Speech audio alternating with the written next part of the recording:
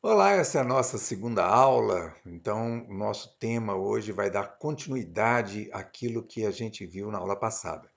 E para começar, eu vou projetar aqui a as nossas perguntas, né? As perguntas que ficaram naquela nossa explanação, naquela primeira explanação, né? Essa primeira pergunta é bastante pessoal, quer dizer, o que teria mudado para você quando foi feita aquela pergunta? O que faz a gente diferente dos animais? Em geral, na minha experiência aí com as outras turmas, a gente costuma pensar que o que nos diferencia dos animais é a inteligência, a capacidade de raciocinar, coisas desse tipo assim. Mas são palavras, né? São definições que não são muito profundas, né? E cada vez mais as experiências com os animais nos ensinam coisas, né, sobre a inteligência dos animais, linguagens, essas coisas assim. Mas tem uma coisa que realmente os animais não têm e que é próprio do ser humano, que é essa noção do eu, né? E aí foi a criação dessa noção de eu, né, desse eu, que é essa palavrinha simples, mas que significa bastante, quer dizer, quem sou eu, né? E isso que os animais não têm, como a gente tem, né? Isso é que nos diferencia deles. Bom, nós vamos falar um pouco mais sobre isso adiante aqui. Vamos lá. Teve uma segunda questão, que foi essa aqui, ó. Por que algumas espécies teriam adotado a postura bípede há aproximadamente 7 milhões de anos? Então, a gente colocou uma mudança no ambiente, não é? Na África, especialmente, passando de floresta para savana, uma parte da África vai secando, né? E tem pesquisadores que relacionam isso com o crescimento do Himalaia, lá na Ásia, uma alteração então das correntes de vento e água e chuva, e teria então uma parte da África perdido bastante água, né? E aí na savana há uma vantagem em ter a postura bípede, além de se enxergar mais longe, né? Então, uma coisa que não muda se você adotar a postura bípede na floresta. Há também um ganho de energia no fato, né, da pessoa correr. Se a pessoa quer correr, é mais econômico correr com duas pernas, vamos dizer assim. Isso em relação aos macacos superiores, né? E a partir de que indício observado nos esqueletos, os paleontólogos concluem que a postura bípede foi adotada por um ser no passado? Essa foi a nossa terceira pergunta. Então, o indício principal é a relação entre cabeça e coluna, né? Essa junção cabeça aqui, coluna aqui no final do pescoço, é que ela é diferente nos seres que adotaram a postura bípede, que são nossos ancestrais. E por último, né, além da postura bípede, que outras características aproximam de nós os seres que consideramos como nossos ancestrais? Então a gente viu que a boca, a dentição, é importante também. A boca deles foi se tornando mais parecida com a nossa. O gorila, por exemplo, chimpanzé, eles têm os caninos maiores que os nossos, a boca é diferente, a constituição da boca é diferente. Então, essas foram as quatro perguntinhas que a gente deixou marcadas aí após a nossa aula passada, né? Vamos seguir adiante. Então, hoje nós vamos fazer essa pergunta aqui. O que podemos pensar que o fogo provocou na ética das primeiras culturas, tá? Então, nós hoje vamos examinar isso, né? Nós vimos que o fogo, ele foi obra, né, do Homo erectus, tanto o fogo quanto o aperfeiçoamento dos instrumentos de pedra. E é por isso que a gente insiste em dizer que o Homo erectus inaugura a Idade da Pedra, foi o primeiro a desenvolver tecnologias é, inovadoras, né, e que vão transformar radicalmente a vida das pessoas. E a começar pelo próprio cérebro. Então a gente viu que a alimentação que passa pelo fogo, a carne assada, segundo uma pesquisadora brasileira, né, ela permitiu que os nossos ancestrais, a partir do Homo erectus, aumentassem bastante o tamanho do cérebro. Por quê? Por causa do preço que a gente paga em calorias para manter um cérebro como o nosso, que tem 80 bilhões de neurônios. Ou seja, esse cérebro ele custa 500 quilocalorias por dia. E ele é vital e fundamental. Então, nós precisamos de nos alimentar de mais ou menos 2.000 quilocalorias diariamente para manter o nosso corpo, não engordar nem emagrecer. No entanto, se a gente se alimenta de menos do que isso, o cérebro vai continuar cobrando 500 quilocalorias por dia. Ele precisa dessa quantidade de energia para ele ficar vivo. E o cérebro comanda todas as funções do nosso corpo. Né? Então, daí a grande importância dele. Bom, e a gente viu que o fogo, então, é que provocou essa mudança radical na alimentação, uma vez que a carne assada, ela é como se ela mantivesse uma densidade maior de calorias. Ou seja, comendo menos tempo que o chimpanzé, que o gorila, que o orangotango, a gente consegue se alimentar de muito mais calorias do que eles. Né? Era essa a perspectiva do que a gente falou na nossa aula anterior. É preciso frisar, gente, que essas questões são sempre polêmicas, né? Não quer dizer que isso é verdade absoluta, mas é uma linha de raciocínio que eu subscrevo, porque eu acho que é uma linha de raciocínio que, para mim, faz bastante sentido. Essa aí da Suzana Herculano, né? Aquela pesquisadora brasileira. Bom, mas aí nós vamos ver que o fogo mudou o modo de vida das tribos, a alimentação, e outra coisa muito importante também, à medida que o ser humano começou a desenvolver mais essa questão do eu, essa questão da percepção de si mesmo, ele começa a pensar também sobre questões éticas importantes para todo mundo. E é sobre isso que a gente vai falar adiante aqui. Bom, o que nós estamos querendo dizer com isso? Que, né, a construção do eu começa com essa elaboração entre passado, presente e futuro. A primeira tintura, vamos assim dizer assim, de eu que a gente obtém, passa por essa percepção de que o passado, o presente e o futuro podem ser acessados voluntariamente por nós. Então, uma coisa que os animais, um cachorro, ele não consegue acessar é essa questão do passado. O cachorro tem memória, a gente sabe que ele tem memória, mas ele não acessa a memória dele por ele mesmo. Ele precisa de um estímulo para acessar a memória dele. A gente não precisa do estímulo. A gente espontaneamente nós podemos nos perguntar sobre o nosso passado. E a gente é um eu, a gente é pessoa, porque a gente é constituído de histórias.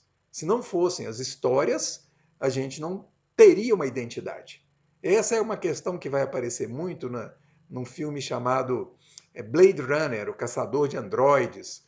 Esse é um filme bastante interessante, porque passo assim lá na época, né, no futuro, 2020, para a época, lá para os anos 80, já era um futuro muito distante, né?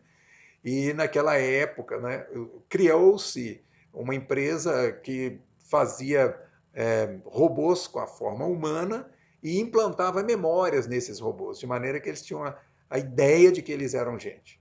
Então, esse é um filme interessante porque joga com essa ideia da formação da individualidade conectada com as nossas histórias. Quer dizer, quem somos nós? Nós somos pessoas que aí vamos contando a nossa infância, a nossa adolescência, a nossa juventude. Né? À medida que a gente vai contando as nossas histórias, a gente vai compreendendo quem somos nós. Nós somos sujeitos de histórias. Bom, então essa é a primeira conquista do eu. Mas, né, além disso, à medida que as sociedades vão se formando, que os grupos, as tribos vão se formando, formam-se também ideias, né, que vão permear a convivência entre as tribos. Quer dizer, a convivência é possível na medida em que eu, né, abro mão de determinadas coisas em mim para poder conviver com os outros. Eu não posso ter liberdade absoluta.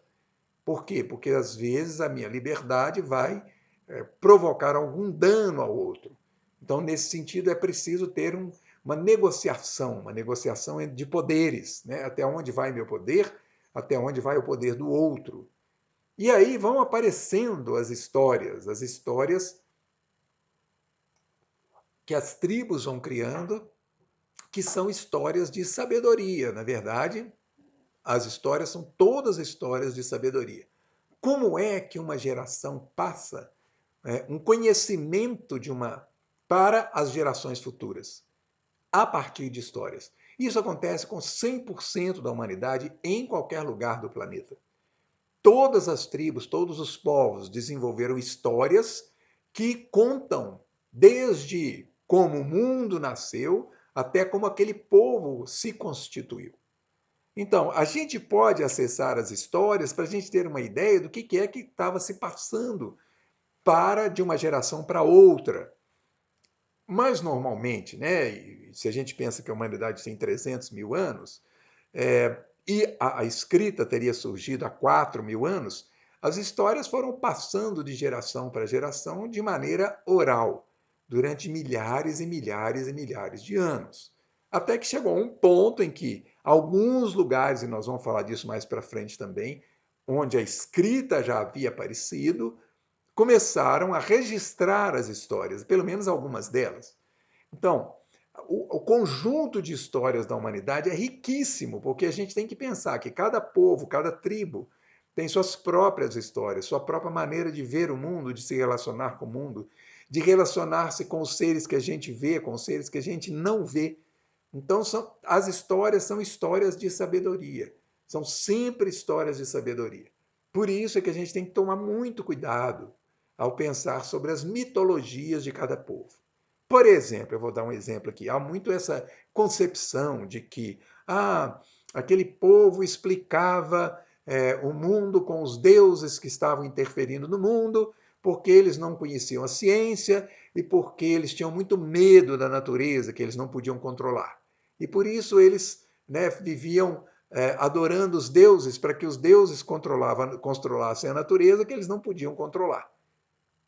Mas, gente, vamos pensar aqui um pouquinho com a gente aqui. Se nós formos para uma floresta, como a floresta amazônica, por exemplo, eu, vocês que estão aí me assistindo, nós todos, aí vamos pegar um grupo de 30 pessoas e joga lá no meio da floresta amazônica, né? Nós vamos ficar completamente perdidos e completamente amedrontados. Nós sim, íamos ter muito medo. Enquanto que lá, as tribos que estão lá há milhares de anos, não têm o menor medo. Medo eles não têm, porque eles estão super acostumados. Pelo contrário, a floresta os alimenta. Então, a floresta é para eles fonte de produtos que eles podem comer. Então, de coisas que eles podem comer, de coisas que eles podem usar para fazer suas casas. Eles sabem conviver perfeitamente com a floresta, não tem problema nenhum com isso. Bom, eu estou dizendo isso para dizer como é importante respeitar as histórias de cada povo. Por quê? À medida em que a gente respeita, presta atenção, ouve, a gente começa a aprender coisas sobre aquele povo, sobre a maneira daquele povo viver, o que eles pensavam do mundo. Nós vamos falar então de histórias bem antigas, daqui a pouquinho.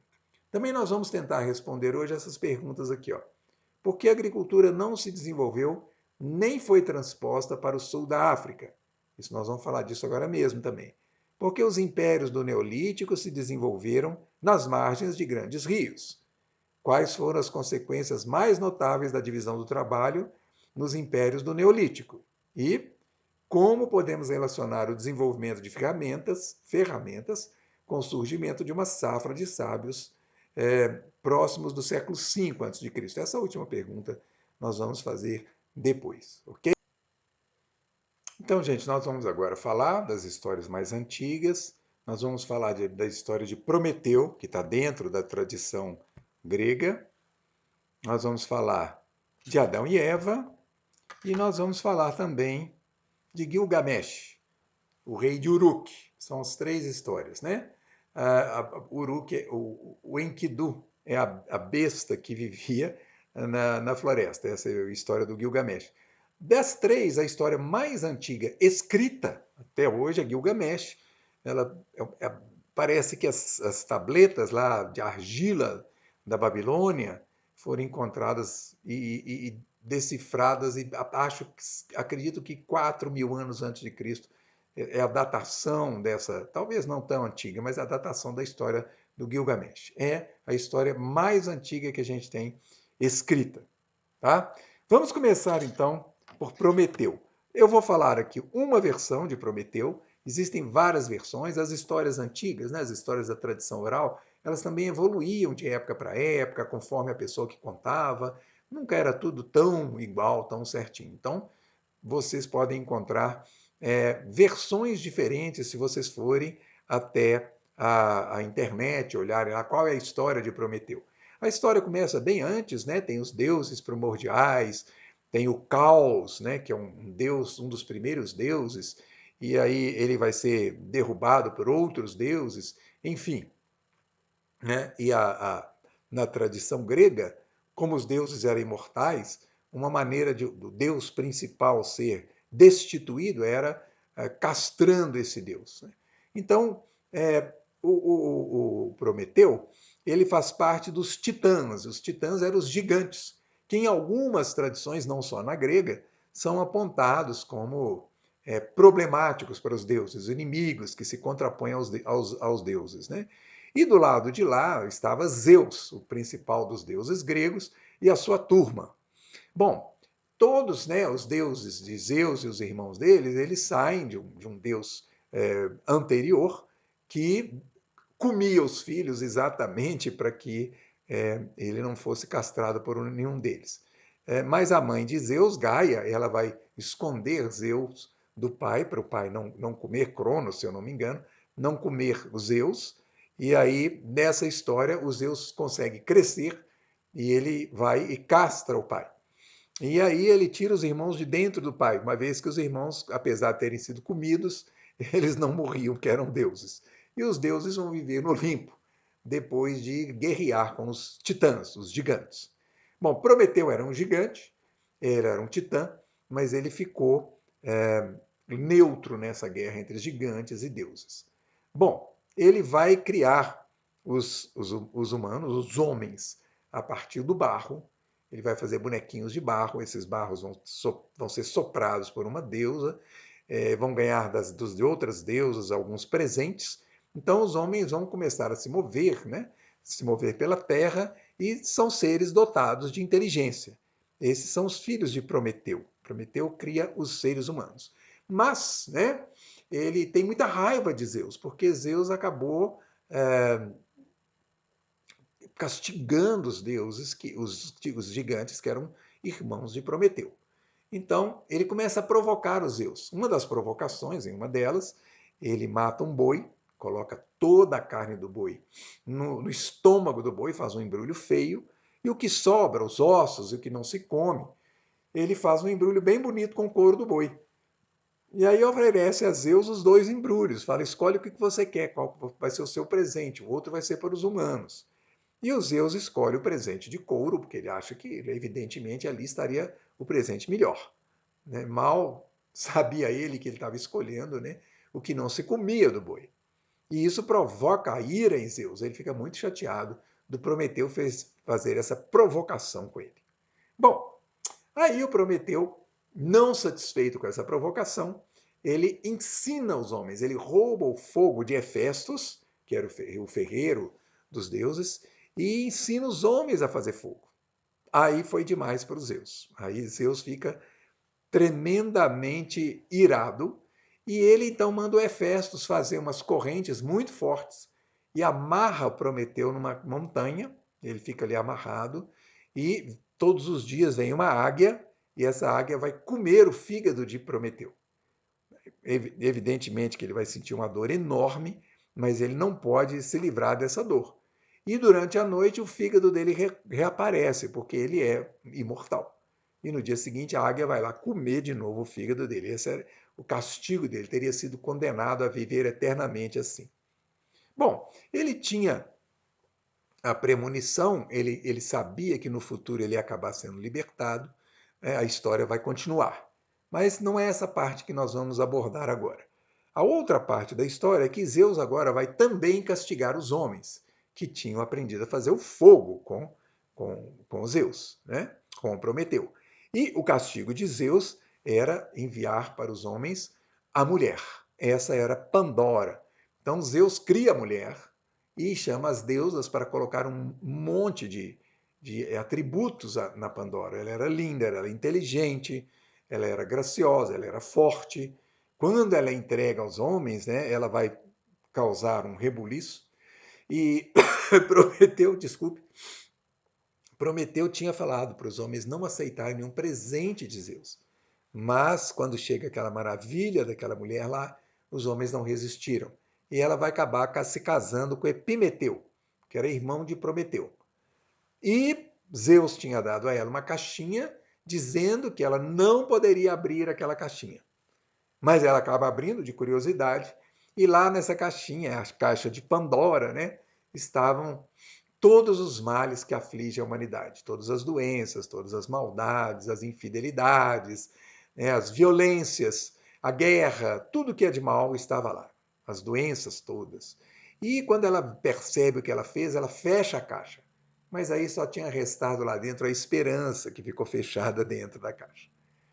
Bom, a pergunta que a gente quer explorar é o seguinte: por quê? Né? Por que, que Zeus castiga tão ferozmente tanto Prometeu quanto os homens? Bom, uma das explicações é o seguinte: na verdade, quando passa o fogo para os homens, o Prometeu, ele está passando para os homens o quê? O princípio das tecnologias.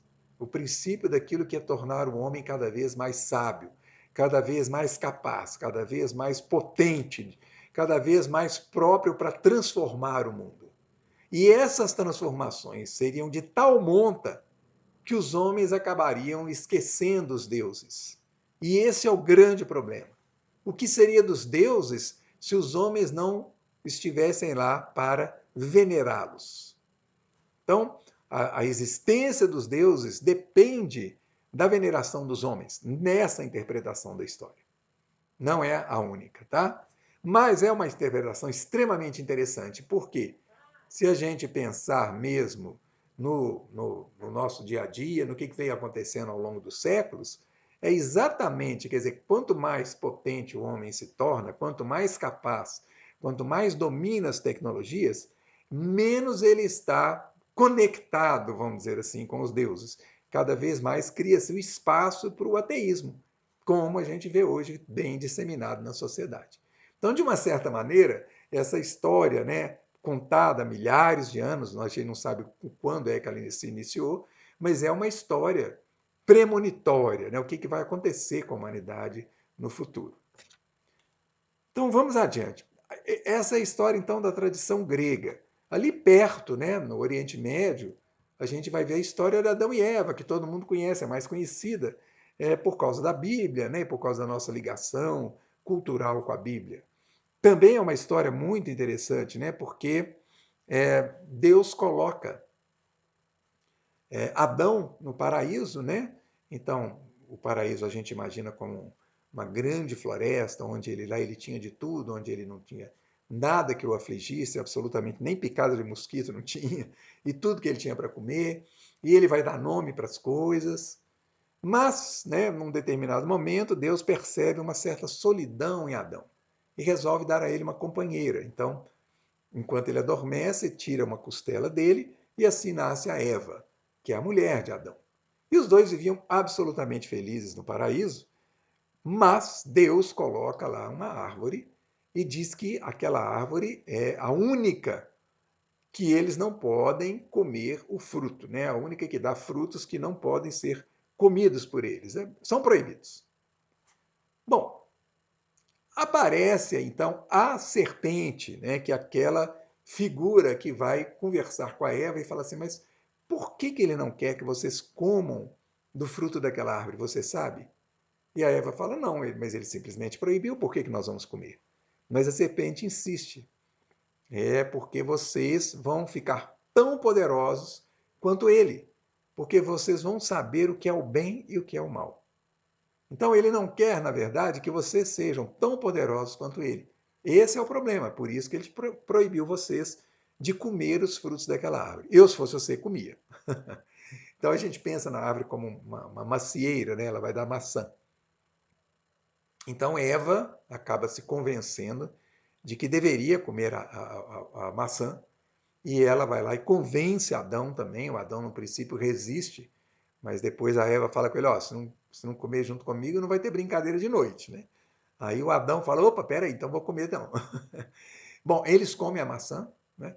E aí, imediatamente, eles se dão conta de que eles estão nus, que eles estão, né, mal vestidos diante de Deus e envergonhados do próprio corpo. Bom, e são então expulsos do paraíso, e a partir daí eles têm que encarar a morte, que nunca tinha aparecido, né? Bom, essa é uma história cheia de simbolismos, é uma história extremamente profunda, que daria para conversar muito sobre ela, mas nós vamos tirar dela uma parte interessante, que é essa questão da responsabilidade e do livre-arbítrio, né? Quer dizer, a partir do momento em que Adão e Eva comem a maçã, eles agora sabem o que é o bem e o que é o mal. E isso é a fonte de toda a dificuldade da humanidade, né? Saber lidar com essa liberdade de fazer o mal. Então, nós somos livres para fazer aquilo que a gente sabe que é errado. E a gente acaba fazendo. E ao fazer essa coisa errada, a gente acaba provocando distúrbios em pequena escala ou em larga escala. Mas, né, ninguém é perfeito, é que todo mundo sabe disso, e a gente acaba cometendo os erros que a gente comete sempre. Então, a vida é feita disso, né, gente? É feita de experimentos, é feita de erros que a gente comete e de aprendizagens que a gente obtém a partir desses erros também. Então, uma das interpretações possíveis, uma das lições possíveis dessa história de Adão e Eva é o peso da conquista do livre-arbítrio, né? Que ao mesmo tempo em que nos permite enxergar, né, o bem e o mal, que é uma coisa que não existe na natureza, né, nos outros seres, nos animais, nos bichos, os bichos simplesmente fazem o que fazem. Mas nós não, nós fazemos com consciência. E isso cria uma série de desafios para a gente, né, ao longo da nossa vida. Essa aqui é um quadro extremamente interessante, porque ele foi pintado em 1504, né? E esse pintor que está aí, o nome dele, ó, ele imaginou Adão e Eva um segundo antes de comer a maçã. Então, o que tem de importante nisso? É que ele pensa que naquele momento, naquele segundo antes de comer a maçã, os dois no paraíso, eles tinham exatamente os corpos mais bonitos que se poderia ter, tanto no homem quanto na mulher. Então, a intenção do pintor aí é expressar com essa pintura o ideal de beleza que ele tinha na mente dele, que ele era capaz de pintar, tanto do homem, do corpo masculino, quanto do corpo feminino. Então, essa história de Adão e Eva vem sendo explorada, né, em pinturas há milhares de anos também. É, né? Uma história extremamente interessante e rica. E agora vamos falar da história mais antiga, como eu falei, a história de Gilgamesh, né, que é uma história, agora sim, da Mesopotâmia, da Suméria. Os judeus, eles tiveram uma parte da vida deles em que eles foram escravos na Mesopotâmia, né? É, então, hoje é onde fica o Iraque, ali naquela região. Então, essa é a história escrita mais antiga da humanidade, né? Gilgamesh é esse que está aqui à nossa direita. Então, ele é um rei poderoso da cidade de Uruk. E o Enkidu é esse que está do outro lado, à direita dele, né? Ele parece meio humano, meio animal e meio humano. O Gilgamesh era meio humano, meio divino. Só que ele era um deus cruel. Ele era muito fechado nele e ele era o rei da cidade de Uruk. Ele era um rei cruel, desculpe, ele era um rei cruel. Ele era meio humano, meio divino. E um rei cruel. Por quê? Porque ele não enxergava as pessoas, ele não tinha a menor compaixão. Então, os habitantes de Uruk rezam e pedem aos deuses para intervir. E aí eles mandam Enkidu, uma besta, né? Meio gente, meio animal. E um garoto, né, filho de um pastor, ele está passando na floresta longe da cidade, né? E ele vê o Enkidu e fica com muito medo. E vai contar para o pai dele manda contar para o Gilgamesh. Quando o Gilgamesh ouve a história, ele manda até o Enkidu uma sacerdotisa. E essa sacerdotisa, quando vê o Enkidu, tira a roupa, seduz o Enkidu. E eles ficam uma semana namorando. Nesse processo, a sacerdotisa vai humanizando o Enkidu, vai tornando ele cada vez mais humano. Até que ela pega ele pelas mãos e leva ele até a cidade de Uruk, já domado, vamos dizer assim. Mas quando Gilgamesh vê aquela besta, ele se sente na obrigação de lutar, vence a luta e ele vai matar o Enkidu. Mas aí ele se lembra de um sonho que ele tivera, quando ele, em vez de matar um inimigo, ele abraçou o inimigo. E ele contou esse sonho para a mãe dele. A mãe dele disse que ele deveria realizar esse sonho. Então, no momento em que ele vence a luta com o Enkidu, em vez de matar o Enkidu, ele abraça o Enkidu. E aí eles se tornam amigos inseparáveis. Bom, o Enkidu e o Gilgamesh juntos se tornam mega poderosos.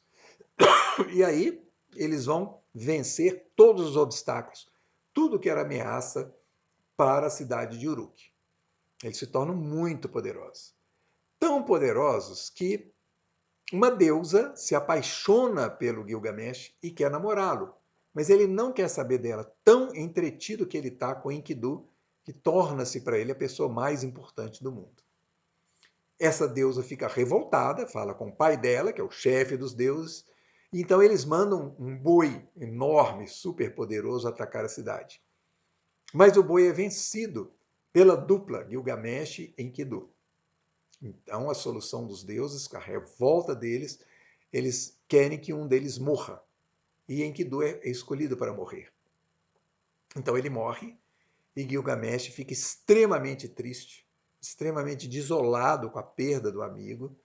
E nessa dor, que é uma coisa muito interessante, né, a partir dessa dor, ele acaba se tornando um rei de compaixão. Então, no final da história, é um final feliz para a cidade. Por quê? Né? Agora, Gilgamesh é um rei atencioso, é o rei que a população queria, mas ele tem que passar por esse processo de dor para ele aprender essa compaixão. Então, olha como essa história é importante, né? Como que a percepção do outro, ela vem a partir das experiências de dor. E essa percepção é que faz a gente ter compaixão. Olha, a gente pode pensar assim dessa maneira, né, sobre essa história. Pode pensar de outras maneiras, pode ter outras interpretações. Mas essa é a linha que a gente estava querendo desenvolver aqui. Então a gente viu, né, a questão do poder aparecer lá com o Prometeu e o fogo, né? A gente viu aparecer em Adão e Eva como livre-arbítrio, e aqui a gente vê aparecer mesmo como uma personalidade muito poderosa, que tem que passar pela dor para aprender a ter compaixão. Então, essas são as primeiras histórias da humanidade, né? Que eu queria trazer aqui para vocês. Aqui nós temos uma imagem de Gilgamesh ali à esquerda, está no Museu do Louvre. Eu fotografei junto com essa mulher aqui, Museu do Louvre em Paris, né? Eu fotografei junto com essa mulher aqui, ó, para a gente ter uma ideia do tamanho dessa estátua, né? Dessa imagem aqui. Eu não sei se o de cá representa Enkidu, provavelmente não, tá? Esse leão aí com cara de rei, né? Meio animal, meio gente. Mas pode ser que sim. Eu não posso afirmar com certeza. Mas o Gilgamesh com certeza é esse que está aqui, né? À esquerda aqui, essa estátua. Isso foi tirado de um muro na Babilônia e levado para a França, né? E hoje faz parte lá do acervo do Museu do Louvre. Bom, pessoal, agora nós vamos retomar aquilo que a gente vinha conversando antes, que era o início da agricultura e da pecuária. Essa teria sido a segunda grande revolução tecnológica que ocorreu no planeta. Bom, qual teria sido a primeira grande revolução tecnológica? Teria sido a produção da Idade da Pedra. A partir do momento em que o Homo erectus, as tribos de Homo erectus, começam a aperfeiçoar ferramentas e carregar ferramentas. Então, carregavam consigo. Depois também dominaram o fogo e fizeram inventar a carne assada, com todas as consequências que a gente já conversou aqui. Então, é a partir do momento em que eles estão carregando as suas ferramentas e eles estão produzindo, né, a carne assada, eles inauguram a Idade da Pedra no sentido de que nós estamos contando aqui, a primeira grande revolução tecnológica da humanidade. E aí eles são caçadores-coletores, quer dizer, eles vivem de caçar e de colher frutos da floresta, tá? Essa tradição de caçadores-coletores, essas tecnologias de caçadores-coletores vão ser passadas para todos os seres que o Homo erectus vai gerar, inclusive a gente, nós os Homo sapiens, né? Que somos talvez netos do Homo erectus. Bom, então quando a gente chegou no planeta como Homo sapiens, 300 mil anos atrás, a gente era caçador-coletor. E esse período vai durar até 13 mil anos atrás. Ora, 13 mil anos atrás, 11 mil antes de Cristo, já tinha gente no planeta inteiro. Já tinha gente aqui no que hoje a gente chama de Brasil. Já tinha várias tribos espalhadas por aqui. Tinha gente na Austrália, tinha gente na China, tinha gente para todo lado. Então, a agricultura e pecuária não vão se iniciar em todos os lugares e elas vão ficar durante muito tempo restritas a alguns lugares. Por exemplo, aqui no Brasil, não teve pecuária. Os índios brasileiros não desenvolveram a pecuária. Por quê? Por um motivo muito simples. Não tem nenhum animal da fauna original no território brasileiro todo que possa ser domesticado. O que significa domesticar?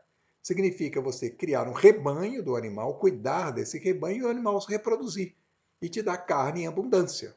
Não, nenhum animal da fauna brasileira permite isso. Então, né, onde é que estavam esses animais? Onde é que estavam os primeiros animais que permitiram a pecuária? Bom, é lá no Oriente Médio. Lá no Oriente Médio é que tudo começou. Na Síria, mais especificamente, Iraque, aquela região ali. Um lugar que é chamado de crescente fértil. Daqui a pouquinho a gente vai mostrar. Então, o que tinha nesse crescente fértil?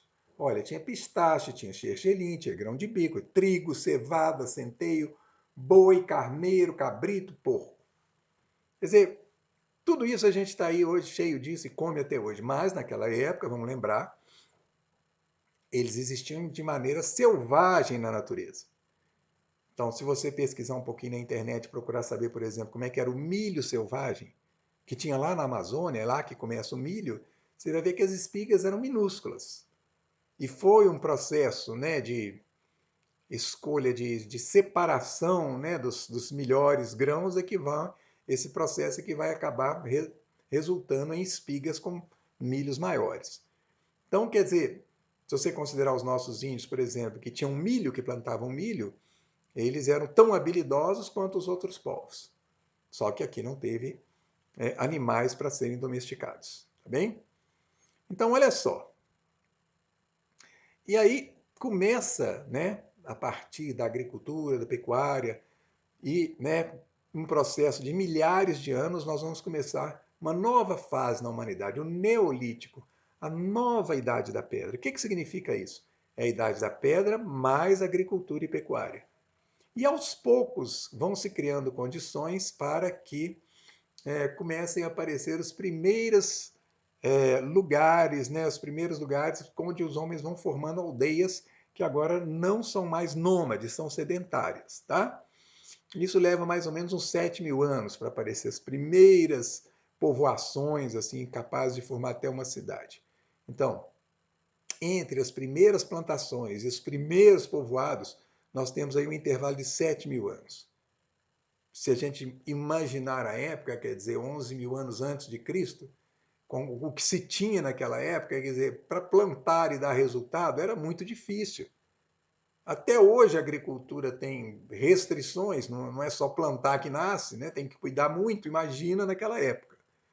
E naquela época, plantar significava deixar de comer. Então você não vai comer aqueles trigos ali, aqueles grãos de trigo, porque você vai plantar. Então imagina, né? E eles não tinham cerca. Não era possível fazer cerca, eles não tinham arame, não tinha nada para fazer cerca. Imagina o tanto de dificuldade que foi, né, conseguir plantar para alimentar muita gente, por exemplo. Agora, também formar rebanhos, né, de bichos cada vez mais dóceis, cada vez mais cooperativos nesse sentido, né, no sentido de você formar rebanho, cuidar do rebanho e conseguir depois separar animais para o abate, né?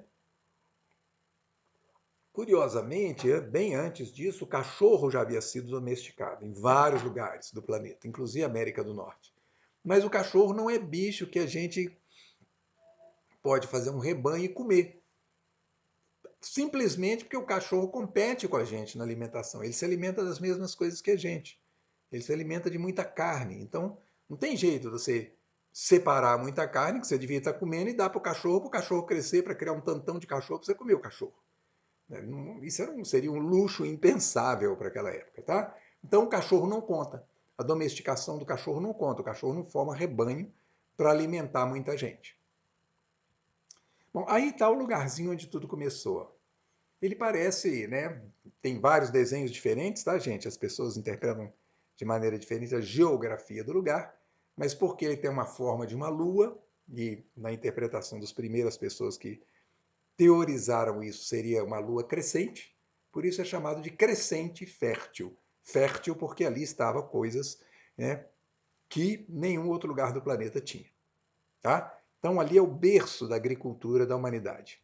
Aí está um outro desenho do mesmo crescente fértil. Ó. Eu peguei ele na internet, coloquei a fonte aí embaixo. Ó. Tá vendo? Aqui está a Mesopotâmia, onde hoje é o Iraque. Ó. Os rios Tigre, Eufrates, né? E aqui, ó, aqui é o rio Tigres, aqui o rio Eufrates, aqui a Babilônia, né? Onde se formou a Babilônia. E aqui a Síria. Ó. Então são os lugares que vão aparecer os primeiros povoamentos. Este mapa vai nos esclarecer uma coisa muito interessante. Como é que essas tecnologias de agricultura e pecuária se espalharam pelo planeta?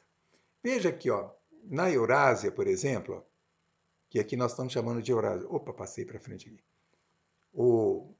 A Europa e a Ásia, né, esse eixo aqui, ó, esse eixo é um eixo por onde é possível transitar com uma certa facilidade. O Homo erectus andou por essa região toda aqui, o Homo erectus veio mais para a Ásia, o Neandertal veio aqui para a Europa, quer dizer, são regiões em que você pode passar de um lugar para outro. E, né, como o clima é similar, você pode carregar, né, naquela época se podia carregar animais e plantas, né? Então, as tecnologias que começam aqui no Oriente Médio, elas vão se espalhar para a Europa em milhares de anos, tá, gente? Vão se espalhar por toda a Ásia, não vão chegar na Austrália, olha, porque não vão atravessar o mar, e vão ocupar o norte da África também. Ó. Mas entre o norte da África aqui e o sul da África tem o deserto de Saara. Então não foi possível levar a agricultura e pecuária daquela época para o sul da África, que é o lugar que tem mais mamíferos no planeta, se eu não me engano, 58 mamíferos diferentes. Nenhum deles é domesticável. Então não se domestica o elefante, não se domestica para formar rebanhos para comer, né, gente? Estou falando nesse sentido. Não se domestica a zebra, porque a zebra é muito indócil, a girafa, o hipopótamo, nenhum deles que residem no sul da África. Tá? Então a agricultura e pecuária dessa época elas vão se desenvolver na Europa, na Ásia e no norte da África. Nas Américas aqui, ó, mais tarde, bem mais tarde, vai ser domesticado aqui no norte do México o peru. A ave, né? O peru vai ser domesticado aqui. Aqui, ó, nessa região que hoje é México e outros países aqui da América Central, vão se formar as culturas asteca e maia. Então vão ter cidades muito grandes. E essas culturas vão desaparecer antes, né, pelo menos as cidades, os reinos que eles criaram, vão desaparecer antes da chegada dos europeus aqui, antes de 1500. Então, por que isso? Né? Pouco se sabe, mas muito provavelmente por desastres ambientais criados pela exploração da região. Então, quando os espanhóis chegaram aqui nessa região, as cidades incas estavam todas debaixo de floresta. Aqui na América do Sul existem dois animais similares que são que foram domesticados aqui no alto dos Andes, da Cordilheira dos Andes, que são a alpaca e a lhama. E esses animais não foram transportados para a região onde é o Brasil, né? Então, da Amazônia surgiram vários vegetais que podem ser cultivados em larga escala e foram cultivados. A batata, por exemplo, ela se espalhou muito aqui pela região andina, a mandioca, que vai se espalhar pelo Brasil, o milho, abacaxi, o cacau, que vai, inclusive, vai ter muito cacau aqui nas regiões dos maias, tá? Mas nós vamos ter formação de cidades aqui nessa região aqui do México e sul do México e outros países aqui da região, e aqui entre o povo Inca, né? Especialmente no Peru e Bolívia, né? Aqui nessa região. Na Austrália, então, não se forma, não tem agricultura e pecuária. No Brasil, apesar de plantar mandioca, milho, os índios viveram como caçadores-coletores, tá? Ou seja, tecnologias do Paleolítico, antiga Idade da Pedra.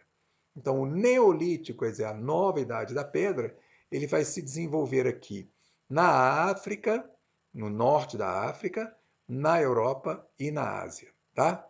Então, são o Neolítico, a nova Idade da Pedra.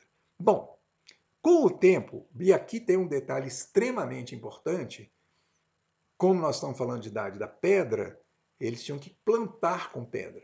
Então, não é possível plantar com pedra se você está em terra dura. Você precisa de terra mole para isso.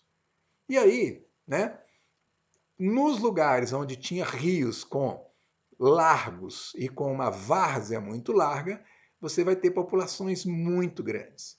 Até 1 milhão, 2 milhões de pessoas, como aconteceu no Egito. Então, o Egito, 4.000 anos antes de Cristo, começa a se formar aqui um estado, quer dizer, muita gente, e aí você precisa de formar governo, aí você precisa de várias tecnologias novas. Então, no Egito, aqui entre os rios Tigre e Eufrates também, que tinha uma várzea larga, né? Então forma-se outra civilização, aqui é a chamada Babilônia. Aqui na região da Índia, nós temos o rio Indo, que possibilitou também a formação de civilizações, o rio Ganges, né? Que hoje nem o Ganges nem o Indo estão dentro da Índia, né? O Indo está a maior parte dele no Paquistão e o Ganges em Bangladesh, né? Aqui na China, os rios Amarelo e Yangtze. Então, nesses lugares aqui formaram-se os antigos impérios do Neolítico, os grandes impérios do Neolítico. Havia agricultura no resto da Ásia e na Europa? Sim. Todos os lugares que tinham um rio relativamente largo, com várzeas barrentas, era possível desenvolver agricultura e pecuária. Mas, né, a restrição é que o limite de produção era dado pela área que você tinha para plantar e para criar os seus animais, tá? Então, grandes populações mesmo vão se formar aqui no Rio Nilo, né, nas margens do Rio Nilo, no Egito, especialmente essa região aqui na região da Babilônia, desses dois rios aqui na Índia e na China, esses dois rios aqui, tá? Então aí estão localizados geograficamente esses grandes impérios que vão começar a se formar, no caso do Nilo, parece que é o mais antigo, no Egito, 4.000 anos antes de Cristo. E eles vão durar mais ou menos uns 3.000 anos, pelo menos 3.000 anos, 4.000 anos aí, tá? Então, nesses lugares vai convergir muita gente e vão se formar reinos poderosos. E vão permitir também o surgimento de novas tecnologias, que nós já vamos falar daqui a pouco. Bom, então aqui eu fiz uma linha do tempo para a gente ter uma ideia dessas dimensões, né? Aqui nós estamos com o crânio de Homo sapiens mais antigo, mais ou menos 300.000 anos no passado. O último Homo erectus teria vivido aqui, ó, mais ou menos 150, 143 mil anos atrás, no passado. Toda essa região aqui é o Paleolítico, né? Esse tempo aqui. O último Neandertal, mais ou menos 28.000 anos atrás. O primeiro faraó está aqui, e aqui está o ano 2000. Ó.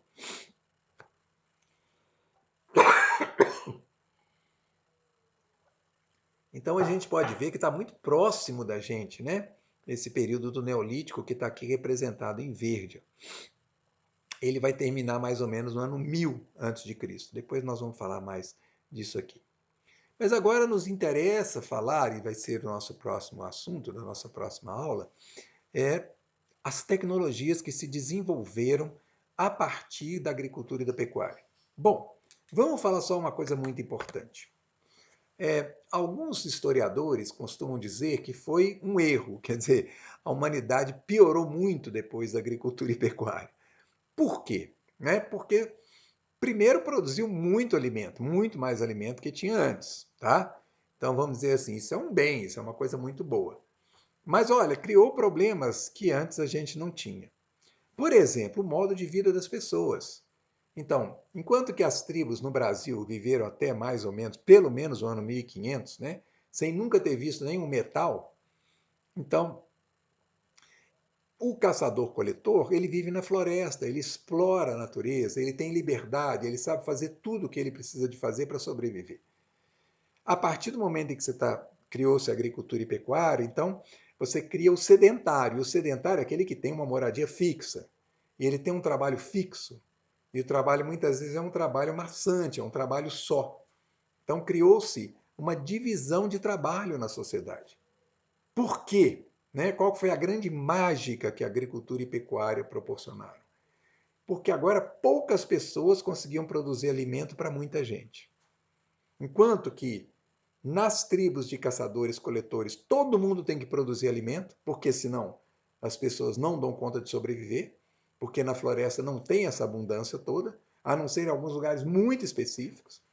Então todos da tribo têm que saber produzir alimentos, todos têm que produzir alimento, né?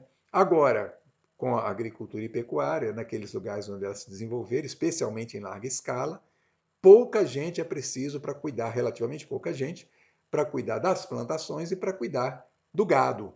E aí vai sobrar gente para outras atividades. Então, a gente vai ter a primeira divisão de tarefas na sociedade, o que vai implicar também uma divisão de classes sociais. E, curiosamente, né, um dos subprodutos da agricultura e pecuária é a escravidão. Por quê? Uma tribo de caçadores-coletores não tem escravos, não, normalmente. Né? Pode ser que uma tribo domine outra tribo e, de uma certa forma, faça a outra tribo fornecer alguma coisa para aquela tribo. Mas na condição de caçador-coletor, você praticamente, cada dia, você tem que obter alimentos para sobreviver aquele dia. Não tem como você acumular, não tem como você se encher de coisas. Então não adianta, se uma tribo vencer outra tribo numa guerra qualquer, os vencidos que não morreram, né, passavam a fazer parte da tribo vencedora. Não como escravos, eles tinham que ser integrantes da tribo, porque eles tinham que fazer a mesma coisa que os outros faziam. Produzir alimento para todo mundo tinha que produzir alimento.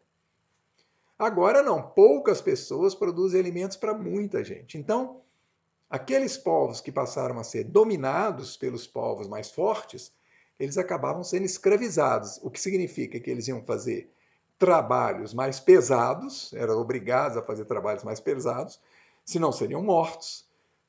Né? E isso foi possível porque agora, né, não era necessário que todos produzissem alimentos. Então, os subprodutos da agricultura e pecuária não são todos positivos. Ela criou também problemas que estão aí até hoje na humanidade, que são essas divisões de classes, as diferenças entre os ricos e pobres, por exemplo, que antes não existiam e hoje são tão acentuadas na humanidade. Então, na nossa próxima aula, o que nós vamos estudar? Quais as tecnologias que foram possíveis de desenvolver naqueles grandes impérios do Neolítico, que a gente viu até agora, onde eles se localizavam geograficamente.